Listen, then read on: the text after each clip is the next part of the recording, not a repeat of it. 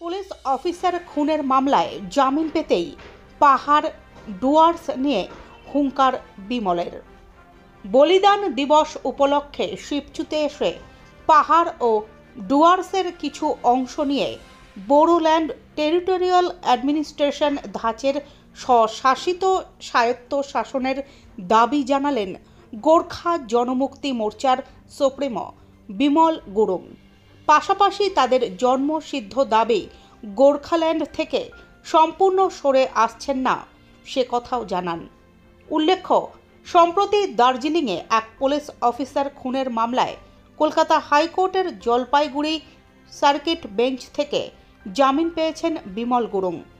শনিবার ছিল গোর্খা জনমুক্তি মোর্চার অন্যতম কর্মসূচি বলিদান দিবস। সেই উপলক্ষে বিমল গুরুং ডুয়ার্সের শিবচুতে আসেন।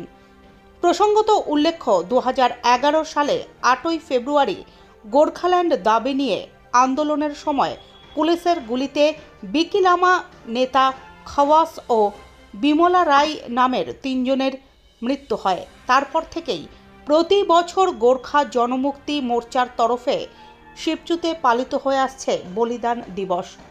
তৈরি হয়েছে শহীদ স্মারক, এদিনও তার পরিবর্তন হয়নি। এদিন শ্রী গুরুং শহীদদের স্মৃতির উদ্দেশ্যে পুষ্পস্তবক দিয়ে শ্রদ্ধা জানান। তারপর বিভিন্ন বিষয় নিয়ে দীর্ঘ বক্তব্য রাখেন। পরে সাংবাদিকদের মুখোমুখি হয়ে তিনি জানান, ये जो शहीद दिवस के बलिदान दिवस के उपलक्ष्य में क्या बोलना चाहिए?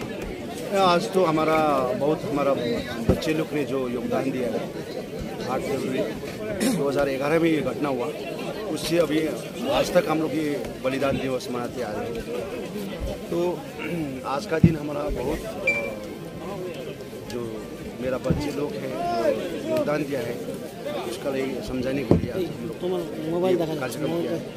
संग संग में उसका शहीद का फैमिली, संग संग में उसका जो रिलेटिव है उसका भी थोड़ा उसको भी यादगार करके आज का दिन जो एक ग्रुप बार की हम लोग उसका श्रद्धांजलि इस हिसाब से हम लोग आज का जो